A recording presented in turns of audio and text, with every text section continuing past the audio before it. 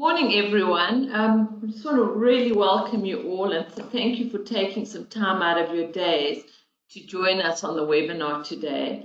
I'm really excited for today's webinar because I think we're going to bring a little bit of a different flavor to today's webinar.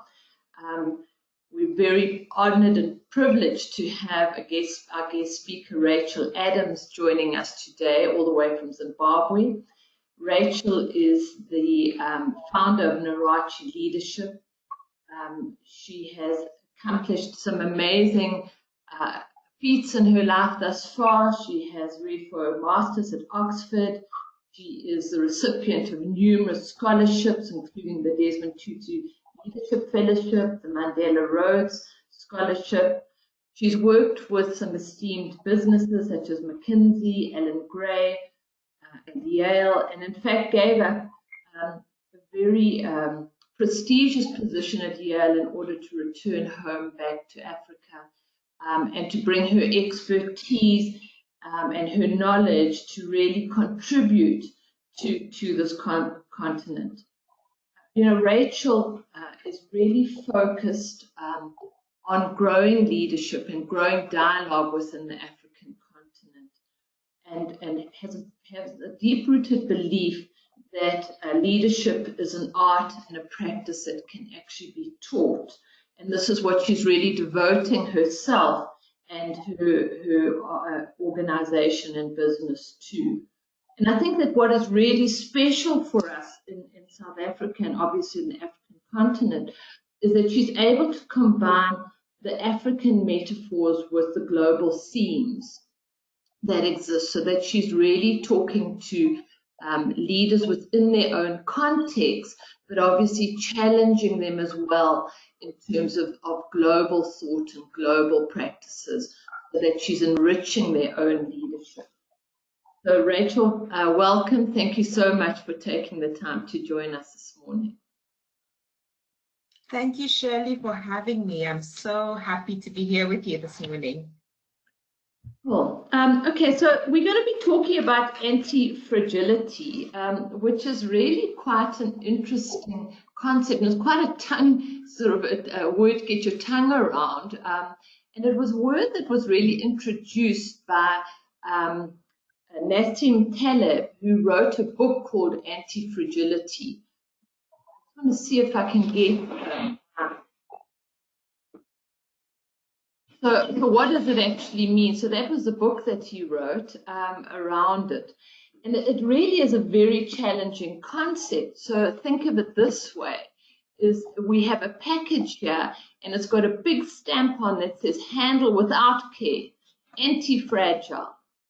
So just to introduce you a little bit more to the concept of this. So we're all hearing a lot about the whole black swan event and this whole thing that has happened around the COVID. So really we've got a large scale, very unpredictable event that has taken place within the world, and which has massive consequences for the world at large. And this has been dubbed the black swan event. And I think also, in fact, a term coined by Nassim in a previous book that he wrote. So on the one end of this triad, we have businesses and communities that are very fragile and really depicted by the sword of Damocles, where when it comes crashing down, it splinters. So the black swan event, this unpredicted event, really is going to have dire consequences, and the business isn't going to survive.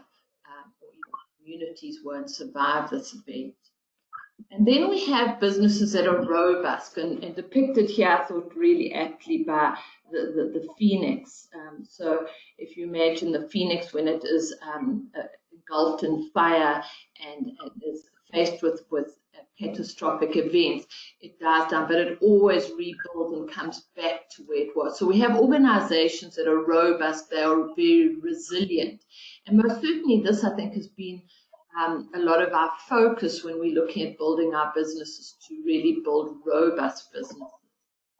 But here comes the challenge, and what Nassim was saying was that what is the opposite to fragile? The opposite to fragile isn't robust. The opposite to fragile is the anti-fragile. So now here we have a situation depicted by the hydra, and this was the happiest, nicest picture I could find of a hydra, because most of them are really big and scary and not very inspirational. But the idea of being anti-fragile is that the organization or the community actually become better and stronger as a result of this catastrophic event or this unpredicted event. So quite an interesting concept. And when one looks at sort of businesses and over the years, which businesses have longevity, in most businesses really, about 300 tops. I think IBM comes out at about 300. There was a business called Congo Gumi, which was started, interestingly, in 578 AD. They used to build temples, were able to be anti-fragile during the war and switch to coffin making. But they've been bought out in 2006. So really the businesses that we have at the moment, if you compare nature that has just gone on for centuries and centuries and been able to really withstand so many black swan events, whereas if we look at businesses, we really haven't. Of the Fortune 500 businesses that existed, 50 years ago, a third of them were out of business within sort of 30 years. And we know for smaller and startup businesses, 80% are going out in the first 5 years. So they're really battling, let alone when a black swan event has come. So what I've asked Rachel to share some of her insights around this is that how does the qualities of this idea of, how does this idea of anti-fragility play out in current circumstances and current times within the sphere of leadership? So Rachel, if we could ask, your thoughts in terms of the relevance and how this is playing out for us. Thank you so much, Shirley. So I love the idea of anti-fragility. The idea that when we go through volatile and difficult times, when a system experiences crises, that actually, in fact, it can be made better by that. And so the terms we've been hearing a lot, for example, are how will we survive this crisis? How will we come out of it? And Nassim Taleb's concept of anti-fragility really says that living organisms, in fact, have an inbuilt capacity to be made better by volatility, and that, in fact, anti-fragile systems seek volatility and seek difficulty because that's what makes them stronger. In this particular moment, especially for leadership, what comes to mind for me are three things. Is that if you want to experience this moment from an anti-fragile mindset, the first thing is acceptance. We all know about the grief cycle, right? That we go through anger, and then we can go through denial, and then depression, and all of those things that happen in that loop of the grief cycle. But those of us who are going to be able to learn from this are the ones who can get to acceptance quickly. Pain is something that we all feel and we'll all experience, but suffering, as Eckhart Tolle said so powerfully, is an outcome of resistance to what is. And so part of where I've seen a lot of fragility in leaders during this time, in systems, in organizations, is when people are sort of resisting the reality that this has come to us. And of course, there are many divergent perspectives. Some people think it's the virus, some people believe it's the reaction to the virus that is problematic. So, I know a lot of South Africans are now, done and tired with the shutdown, but some are not. Some are thinking of it as it relates to the virus and its capacity for spread. But whichever way you look at it is where is your capacity to accept that this is what has happened? Because with acceptance comes an opportunity to open yourself up to the question of, okay, what are the possibilities within that? The second tenet of anti-fragility is, and he calls it the barbell strategy, is that anti-fragile systems are at once simultaneously conservative and aggressive, right? So which means that we are able to not only solve for the short term, but we also think about the long term. A wonderful example of this is, if you think of agriculture, monocultures versus polycultures. If you on a farm grow one crop and some disaster occurs, you're likely to lose all of that crop. If you, however, have a polyculture system and you're growing many crops and many plants at the same time, food forests as an example, the capacity for survival can be higher. Same thing with building diverse institutions. If you have an institution that is very similar in terms of, for example, its people or the kinds of cognitions within that system, kinds of personality types within that system, you're more likely to be fragile than you are to be anti-fragile. One of the things that's been fascinating for me during this time is, if you're very acutely aware of personality types, there's certain personality types that thrive in crisis, right? They just rise to the occasion because, chaos actually brings out the best in them. And if as leaders, you're not leveraging those kinds of people in your teams, in your community, then you're going to find yourself in a space of fragility, right? But if you're able to look to those kind of people and locate them so that you can pattern make and sense make together, then it creates for a bigger possibility for anti-fragility. But the last is that, anti-fragile systems are open to failures, small failures that allow you to learn what is indeed fragile in the system. And I think what is wonderful about COVID-19 is that while it does have its challenges, I don't speak of COVID-19 lightly. I do understand it is a virus that is real and people are sick. My stepsister was on a ventilator a few weeks ago because she had the COVID, but she has recovered, thankfully. So it's a real and challenging reality that we are faced with. But there is what it does do for us is that it exposes to us what has always been problematic about the global system, what has been problematic about our organizations, what has been problematic about the way we do life. So, for example, in Africa, we are talking a lot about the fact that people will go hungry because of these lockdowns and these shutdowns. But the truth of the matter is, one thing that does come up for me is, how is it that we forgot to grow food? How is it that communities forgot to grow food? How is it that individuals forgot to grow food? How is it? And for me, it doesn't matter whether you're living in a township or you are living in a mansion in a suburb somewhere. The truth of the matter is that growing food is an ancestral understanding that all of us have. Some of us better at it than others, but there is no reason why anybody should be going hungry, right?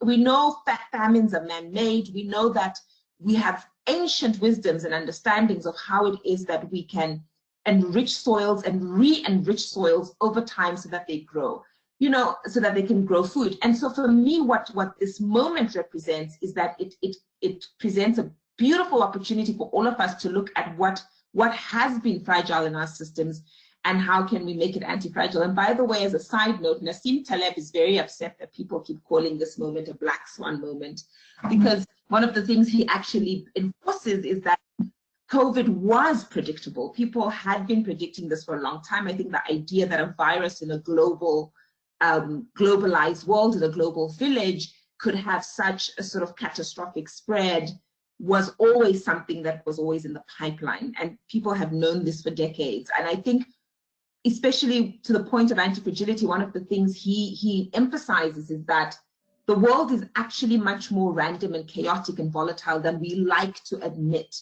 And so because we enjoy sort of fairy tales, which human beings do, we don't often like to face the fact that, catastrophic things can happen. And when we are much more inclined to understand and welcome that and accept that, then we are much more ready for anti-fragility. Okay. Yeah, most certainly he talks about the sort of illusion of predictability that we have. So I understand. Yeah. That's interesting. So please, I just want to say, if anyone has any questions you'd like to pose to Rachel or discuss with Rachel, please just raise your hand and we'll take you off unmute, or type in the chat and we can share it with the group. So please feel free. The more we all join in the discussion, the more we'll get out of it. So you mentioned the opportunity, Rachel, of bringing, identifying leaders that are particularly good in these sort of stress situations and crisis situations, and to seek them out and use their strengths. So if you go more broadly in terms of it, and then you look at the leadership, okay, so what are the qualities that you could learn as a leader, based on the concept that leadership is learned? Obviously, the more anti-fragile you are as a leader, and the more you're able to get your teams to be anti-fragile. What are those things that leaders need to learn, to adapt to become, so that they can be anti-fragile leaders, if one can coin it in that way? Absolutely. So for me, the first is to really improve your ability to frame intelligently during time. Because how we experience things is really about how we frame them. So the mind, as we all know, is consistently hallucinating reality. The brain, neuroscientists, emphasize and re-emphasize that the brain is a projector. It is hallucinating reality and projecting it into the world. And so how you frame what you are experiencing makes a difference in terms of how you experience it, and also how your people experience it. And one of the most powerful ways for framing, and the Center for Creative Leadership talks about this in their model of RAPT, which is, by the way, not the opposite, but it's a placeholder term, I suppose, that you could use instead of VUCA, because we talk about VUCA a lot, volatile, uncertain, complex, and big. But the Center for Creative Leadership came up with an acronym RAPT, which stands for Rapid, Unpredictable, Paradoxical, and Tangled. And one of the things that they talk about when dealing with crisis moments is being able to use the power of metaphors. And when the mind is under pressure, it listens better to language that gives it a picture that it can hold onto and create meaning out of. And metaphors are very good for this. So, for example, if you imagine that President Donald Trump talks about COVID-19 as a war, that we're going through a war, and all of us are soldiers on the front line, especially nurses and doctors, fighting a common enemy. And you compare that, let's say, to Jacinda Ardern, who says, COVID-19 and the experience of it is a marathon. Now, I don't judge any of those two concepts. They're neither here nor there for me in terms of which is better or not. I think that they're both valid. But those metaphors each has a different impression on the brain. It creates a different impression on the brain, right? And so you as a leader need to be very very intentional about the metaphors that you're choosing to use during this time. Because metaphors, like I said, not only allow people to hear you better, but they also inspire action differently. And so, for example, if we keep using the term, we're going to survive this, we're going to survive this, people are going to go into very short-termism thinking, and are going to be looking for what is the quickest and fastest way that we can just get through this moment. Whereas if you use, for example, the term thrive, I came across the metaphor of incubation, that this is an incubation period. You may then inspire in people a sense of deep work, of wanting to really understand what is happening here and how, in fact, we can make our business better because of it. So for me, framing is one.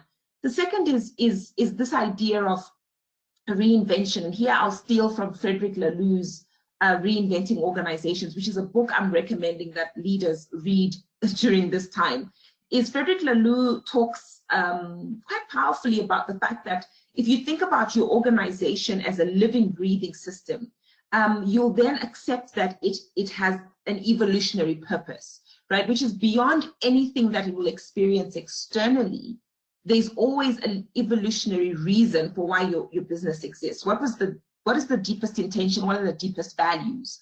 And when you can use those as the space from which you can then reimagine or pivot your business to suit the times, then indeed you can actually thrive through this time, right? So it's about being awake to the fact that, living organisms have a capacity to adapt to an environment. And the quicker you, again, to the point of acceptance, are in relationship with that, the more the answers will start to come.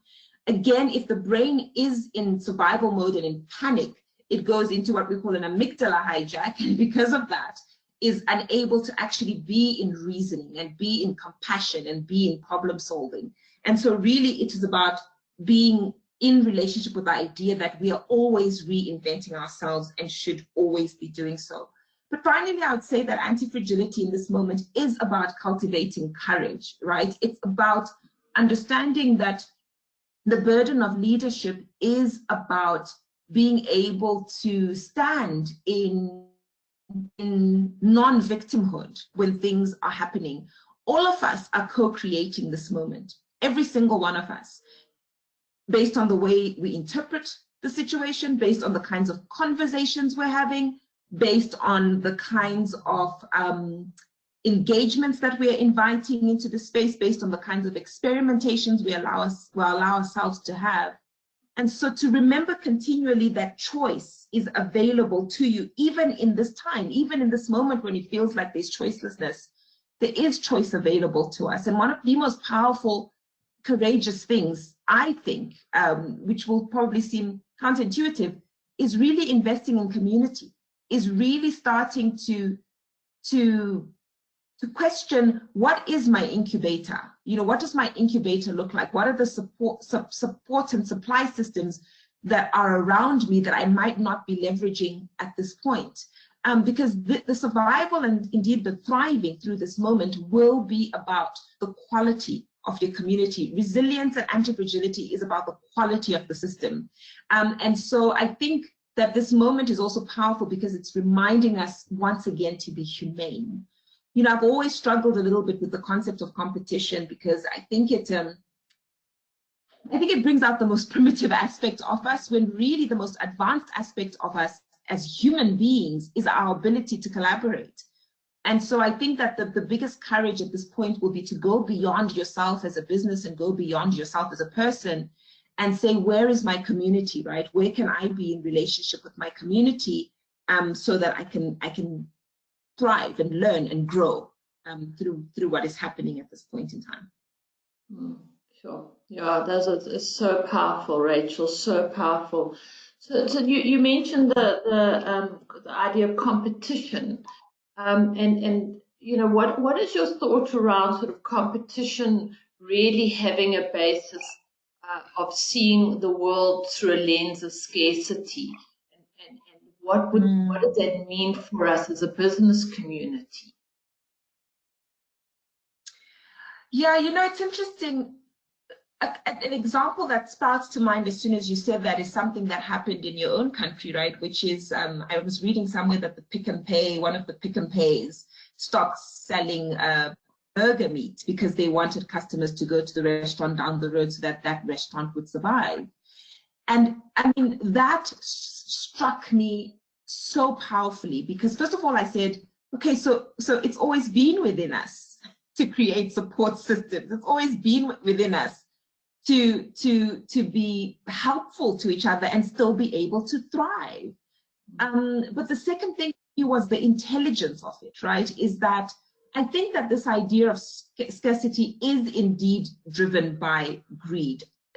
The planet has been regenerating itself for billions of years, and there's been enough to go around. And part of that was the system and entities and species within that system understanding that ultimately we're all working for the survival of the whole.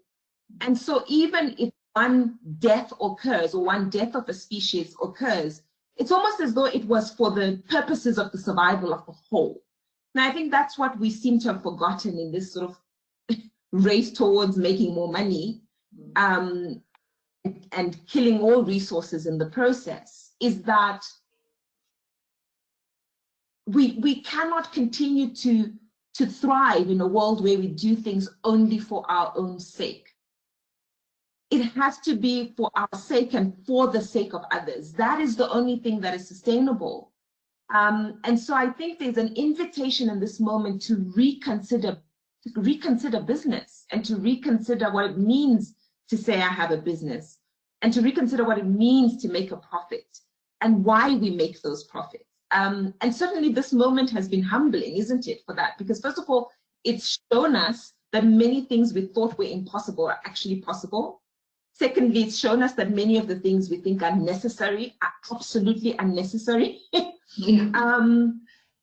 So what does it, what does it mean to run businesses that are actually necessary, that actually perpetuate the environment and perpetuate our livelihoods and perpetuate quality of beingness, versus just creating businesses because, I can have a business. I mean, I think it's really just a moment for me of deep reflection. What Frederick Laloux actually calls, I should have mentioned this earlier, that in part of being in evolutionary purpose, you start to see the value and the power of sensing and responding versus predicting and controlling. And I think a lot of the scarcity model comes within this purview of, we predict everything, we control everything, and so we speculate, and we do all of these things so that I can make money and my business can make money, while it may be killing everything around me.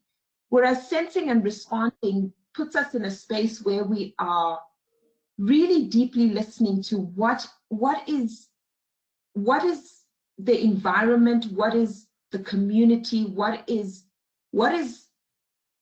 alive around me, telling me about what makes sense. Because when we do that, we do life differently, we do business differently, we do nations differently, we do the world differently. And I think in a lot of this scarcity model, we've lost the ability to do that. Yeah, so I mean, just such valid points, and I think the challenge for us is, and it really is around. I know when we were working with businesses, we are trying to create leverage for the business. We're trying to create some structure with the business, and as we build that structure that creates more leverage within the business, obviously we inadvertently, to some extent, are creating a more and more fragile organization. And so how does one create those things that, the predictability of cash flow, the predictability of our marketing, our leverage systems that we need to create in the business, so that the business can grow in terms of its impact, so that's not so dependent on the leadership. So how do we do that on the one hand, while remaining on the other hand? I think this is to do with the barbells you were talking about, staying open, alert. I mean, practically, how do organizations and how does the leadership within those organizations achieve that? Yeah. It almost feels like the one cancels the other. And this is, I think, what we've been doing to this point. And so how do we bring both to the party? How do we actually, create the structure, create the controls, create the predictability to some extent, but not to the extent that we become fragile, and that we actually transcend the ability to be just robust as well? Right.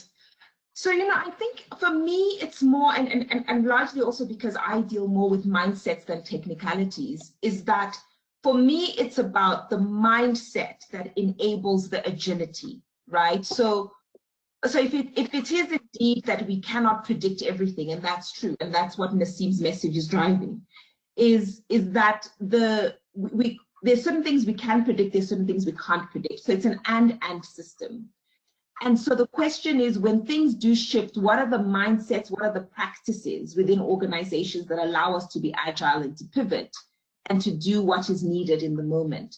And so distributed leadership comes to me as one. I think part of the problem is that we've created systems that are too centralized. And it seems very inorganic that we've built businesses in that way. And so, you know, so for example, we see many, not many actually, many is not true. We see some organizations across the world who are beginning to experiment, for example, with what's called holacracies, which is non-management driven systems, where within the system you have intelligence that is building up the system versus just from leadership, as an example, just from a centralized space. And so you allow people to build not only communal agility, but self-agility, so that when shocks do happen, the system is able to regenerate itself quickly. So for example, yesterday I was talking to a group of teachers, not teachers, sorry, administrators, so headmasters and university chancellors, vice chancellors, etc., in Nigeria, about, you know, this moment. And one of the things that was coming up is how and this is to my second point. Distributed leadership was the first, but the second point is about the diversity of what the system does. Monoculture, polyculture, is how, you know, schools have been for the longest time, which is what has made them fragile, you know, one-way streets. They do one thing, which is provide education in only one way, which is usually to their students or to the children in the school or to the students at the university. And that, you know, this moment has revealed that that lack of diversity is unsustainable, right? For example, in a world where many things have gone online, many schools had not done that. Many schools hadn't thought about what are other ways in which we can continue to do what we do, but in a way that allows us to be anti-fragile if something shifts in the world. And so there were too many traditionalists in schools. There are too many conversations around keeping things as they are instead of intuiting into what a different future could look like. So I think the question is about asking your business, you know, what else? What else? What is, if we have something that we do that we know how to do well, and that is what is within our intention and values, great. But what is the evolutionary purpose, right? How else can we do this? And so that way, if you have three or four things that are available to you in terms of the way you work, then it means that one of those can then sustain you, right, during the time. So if I give my own example, Narachi Leadership does 4 things. We do speaking engagements, we do coaching, we do advisory, and we do workshops. And what's interesting is that just before COVID-19, we were actually planning on killing coaching, coaching one-on-one, because frankly for me it exhausts me. But secondly, it requires a lot of resources, but doesn't have a very high return. And interestingly, it is the thing that has allowed us to thrive during this time has been coaching. So glad we didn't kill it. But the other thing is, this moment has also allowed us to question the way we do coaching, which is that we've always only done one-on-one coaching. But actually, we had never considered the possibility of group coaching. Even though we have it written in our brochures that we do group coaching, we actually have never really done it, except once in a while and by serendipitous events. So I think it's about the what else. It's about being connected to how is it that we can be pivoting and be agile at all times, not only because of a crisis, but at all times, because by nature, living organisms are versatile. But when we limit ourselves to being a one-way street, then we make ourselves vulnerable. Then we make ourselves really fragile. But, you know, I think, Shirley, you can speak much more profoundly and specifically to what that means from a technical perspective, right, for a business. Yeah, Rachel, I think you've answered the question. I think it's the mindset. So you create the systems, you know, to do the leverage and the stability and all of those things. There's no harm in that.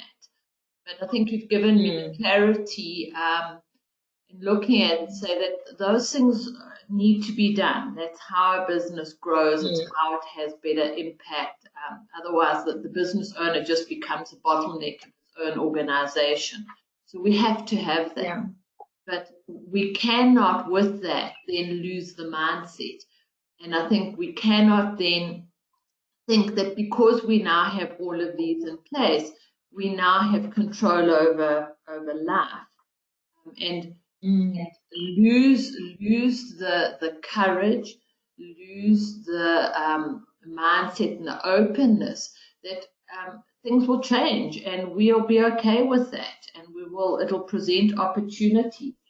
So, and not to sort of start eluding ourselves that we now have a predictable model. So I think that has really clarified that the two can exist on either side, the leveraged, systemized approach, as well as keeping the mindset open.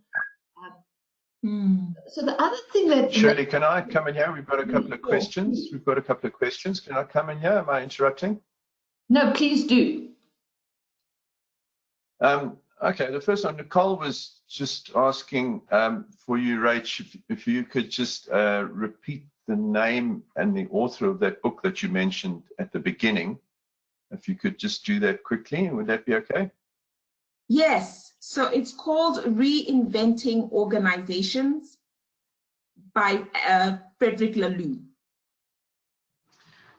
Great stuff. Reinventing Organization by, just repeat the author, Frederick Laloux. Frederick Laloux. Okay. So Laloux. Okay.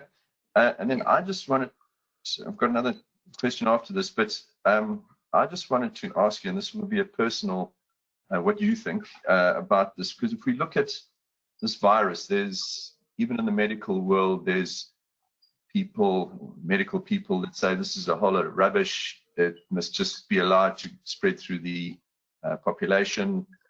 We've all got to get it at some point so that our bodies, and what you were talking about, our bodies have got to be hit hard with this stuff so that we can adapt and adjust and build up an immune system.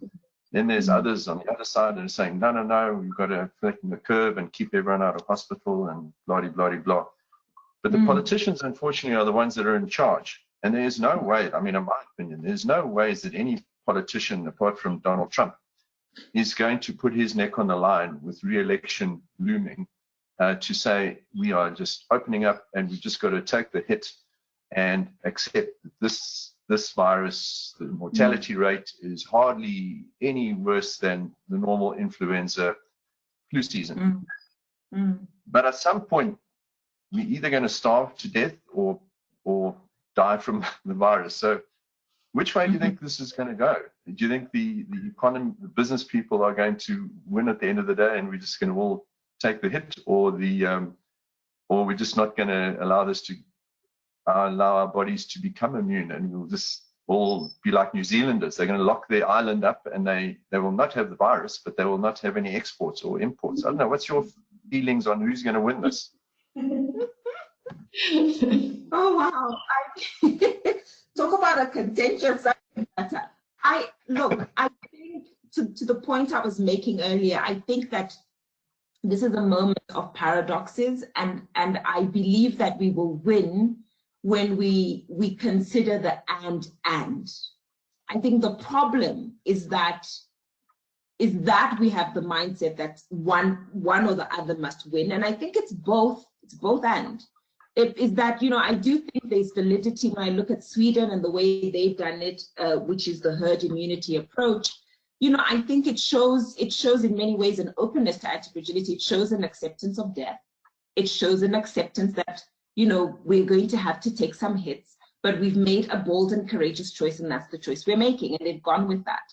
But I think that there's also wisdom in thinking about what are some of the precautions that one could be taking in order to protect ourselves and, to be in relationship with our wanting to survive, our wanting to preserve, to self-preserve. I think the answer is somewhere in the middle. And the problem I perceive is that people aren't listening to each other. So the minute you say, actually, so for example, I was looking, I believe, at the CDC website the other day, and don't quote me on it, so go back and look at it yourself. But if my eyes served me well, what I saw was that, in 2017 in America, 7,000 people died every day, right? Just from normal sort of car accidents, cancer, flu. And those numbers are way larger than what is happening with COVID-19. But the minute you say that, you're a conspiracy theorist, right? You are basically denying the zeitgeist.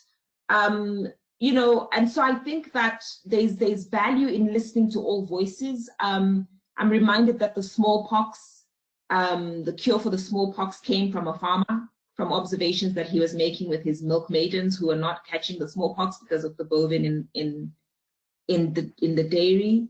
And so I think answers will come from the places we least suspect. But if there are agendas in place, then we have a problem. And I believe that businesses should not be afraid to have a voice. I think, like I said, what will get us in the wrong space is not a crisis of leadership. It will be a crisis of courage.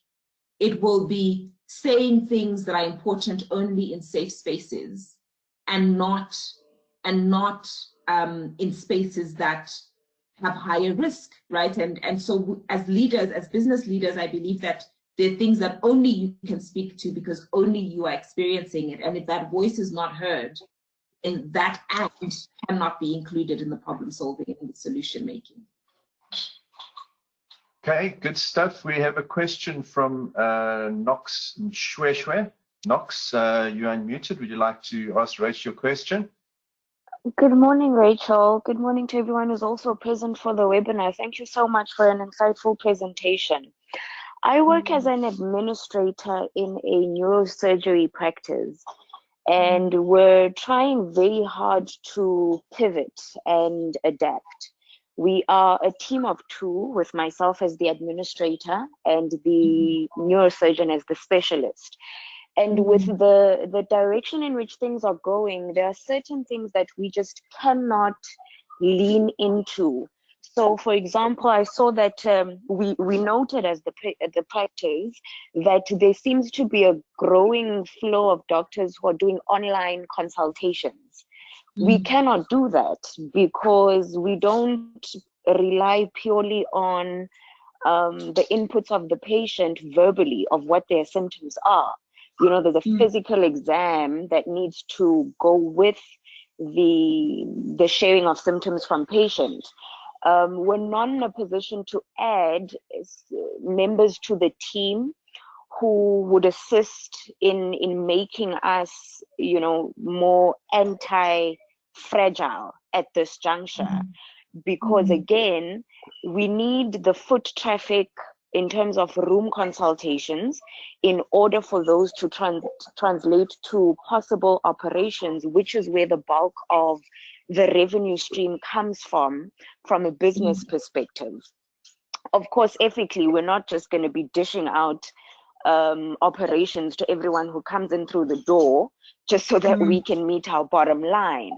So we're really struggling as a business because we are very for pivoting, we're very for adapting. We'd love to be as anti-fragile as possible, but there just always seem to be these practical things that stand, you know, in the way of our ability to do so. So, you know, services business like ours, how would you say we could best try and tackle the challenges that we're facing at the moment? You know, so it's interesting. I was on a call about 4 or 5 weeks ago, and I can't remember which call it was because I've been on so many, as all of us have been, but there was somebody who was talking about the fact that, you know, you can't take a hairdressing salon online. And then literally 3 weeks later, I was not on a call. I was reading a McKinsey alumni document, and 2 of the alumni from the firm have started an online barbershop, which is that they've essentially taken barbers online, and so they literally talk you through how to do your own hair, how to cut your own hair, how to style, right? And it was fascinating to me that clearly these guys have sensed and responded differently. And what I'm saying, I don't have an answer for you because I don't know how you would take neurosurgery online, or you would pivot it. I don't know, I'm not an expert in that space. But I think my invitation is I would start to ask myself, what haven't I considered? You know, am I sensing to the world in the right way? Because I think there's one of two things. In terms of acceptance, there may be businesses in the world that just have to accept that they must die. And I think that many of those businesses will be businesses that actually don't have real practical use in the world. And I think that's what this moment is exposing. Now, my sense is that neurosurgery has real practical use in the world. So my sense, it doesn't feel to me just from my gut and instinct that that's something that should be dying. So there is likely an answer somewhere that perhaps you just haven't accessed. And so the curiosity is in shifting the way in which you're asking the question, because I'm already hearing you in the mindset that we can't, that this is very difficult. And my sense is, you know, just even shifting that language and starting to have different conversations may give you answers that you don't even know exist. What that is, I don't know. But your work sounds valid and important enough to me to think about what could be a pivot. You as I don't know who's the neurosurgeon in your team, but you with the expertise that you have, there is more use to that than what is always obvious. And I think that's what we are all now sort of looking for at this point in time. Does that help you know? Yeah. I think she's muted, but thanks very much, Rach. Yeah, we're going to go to Kolani Gumedi in a second. I just want to maybe just put in there, I know it's not quite the same, but in Australia, the flying doctor, you know, he would, and I think they still do, the flying doctor service flies out to remote areas in Aussie. And I'm not suggesting that Knox must go and take her private pilot's license, but certainly there is some sort of model for it. But Knox and I will chat later, who certainly made me think about it. But thanks, Rach. We have another question from Kolani Gumedi. Kolani, if you'd like to unmute yourself, I'm trying to unmute you on my side and I can't. If you just go next to your name, there's a red icon with a microphone icon. Just click on that and unmute yourself, please, Kolani. You found it, Kolani. Hi, good morning. Hi, good morning, everyone. Thank you. Live on air, Kolani. How's it? Thank you. Go ahead with your question, my man. Good morning, and thank you for the presentation. Just a quick one. Can you expand a little bit more on that, if I heard correctly, holocratic method of management? It's the first time I'm coming across a concept. If you could just share a bit of that and what its prospects are in the new normal. Thank you. Wonderful. So holocracies are essentially systems that self-manage. They do away with the idea of management because they believe that management is a bottleneck. And so what they do is they basically spread decision-making, spread creativity and innovation and risk across the entire organization. And people do this very differently. For example, there's certain organizations who are holocratic in terms of decision-making, right? So maybe the entire system isn't holocratic, but their decision-making is holocratic. So for example, they will have, you know, first come, first serve board meetings. I forget the name. There's an organization in Brazil that does this, that the cleaners attend board meetings. So really they announce, you know, the next quarter board meeting is coming up and they're the board members, and then it's a first come, first serve in terms of you basically put your name up and say, I also want to attend the board meeting. And so what they're opening up the system to hearing from all of its intelligence, which is really powerful if you think about it, because there are things that only the cleaner in your organization knows, that you can never know, right? And they're opening themselves up to that as a valid source of intelligence. And then there are systems that are entirely holocratic, which means that they run the entire model with no management is number one, so everybody self-manages. But secondly, they create teams as per challenges that arise. So you know, so we don't have a department for the sake of having a department. We have a department or a team because a certain challenge has arisen in the business. So if I then believe that, you know, for example, COVID-19 has come up, we create a crisis management team by bringing together the best minds around crisis management who may have been limited to HR because they sit in HR, or may have been limited to, I don't know, operations because they sit in operations. But when you bring those people together and you call that the crisis management team, and that's the only reason you brought them together, and you dissolve them once that is over. So again, it means that you are in evolutionary process. You're continually evolving based on what is happening. Many organizations become stagnant because they just start to do things as they've always done them. So holacracies are an invitation to experiment with fluidity. Now, you know, like any other model in the world, it's a useful model and it's a messy model, right? It's really about being open to taking risks and failing, and then as a system evolving and understanding what actually really works. And that can only happen if you're willing to experiment with it. There's some examples of it. Zappos is a very famous example. Berthog in Geneva is also quite a famous example. And there's this Brazilian one, which I'm now forgetting, but I can send the name to Shirley a little bit later. And Harvard has written quite a lot on holacratic models as well. So if you go to HBR, they've got a number of articles on that. And, you know, as with any other new sort of experimental system, the jury is still out on it, does it not? But, you know, I think the jury is still out on capitalism too, and the way we do business now. And certainly COVID has, you know, put a lot of things to question about what we say works. So yeah, hope that helps. Thanks very much, Kolani. There's nobody else, unless there's anyone else that I can't see any more question marks on my screen, unless there's somebody else that would like to put a question forward to Rach. Nothing from my side. So while we're waiting for that, Sean, yeah, it seems to me that all of those sort of ideas, until there's some skills developed around facilitation and coaching, I would think, you know, that those would be new skills, leadership skills. Rachel, I don't know what your thought is. It would really be very, very important if those kind of ideas were to have any level of success.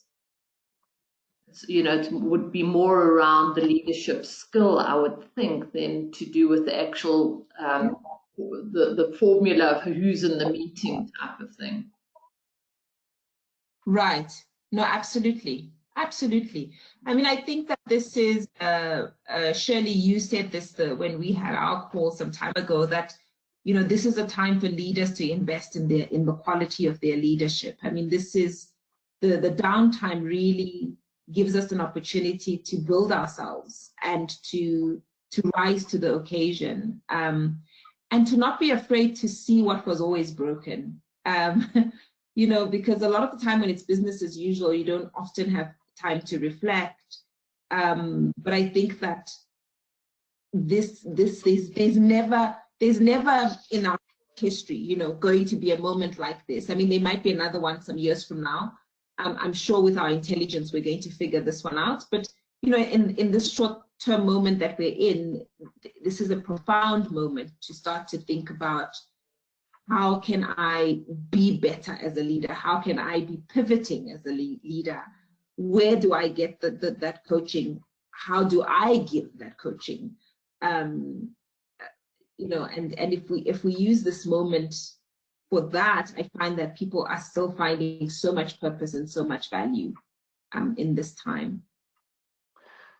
Thanks, Rach. Okay, we do have a hand up at the moment. It's Tiernis Joubert.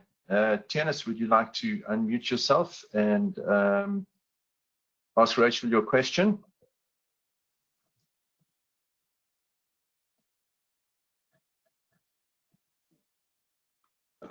Thank you. Morning to you, Tiernis. Yeah. Yeah, thanks, Rachel, and everyone that's on the webinar. First of all, help me if I'm correct, Rachel, you're from Zimbabwe, am I right? Correct. The most fragile system in the world. That's good. That's for the record. Or the Yeah, most robust, Rachel. It depends on how you look at it, these things. Yes, as I've said, sometimes a little bit too robust for my liking, but there you go. Yeah.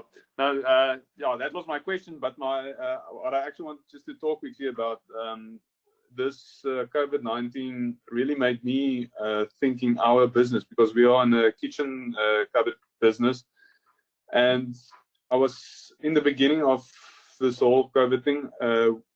We set a lot of effort in not sitting just doing nothing, but to get ways to see how can we excel our business. And it made me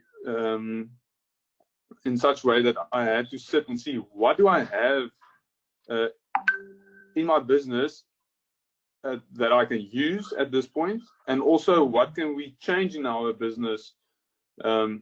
For example, the designers we had this model of the people had to come into the shop to do a presentation, and we always talked about people that's maybe from or living in Newcastle but working in Joburg and sending emails. But I mean, this method of Zoom presentations is so much nicer, although it feels a bit unpersonal, but it's better than nothing.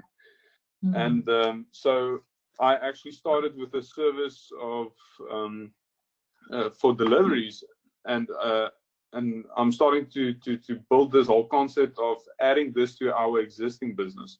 So yeah, it's really, I think like you said, it's good to start off and say, I don't just accept this. What can I do to change?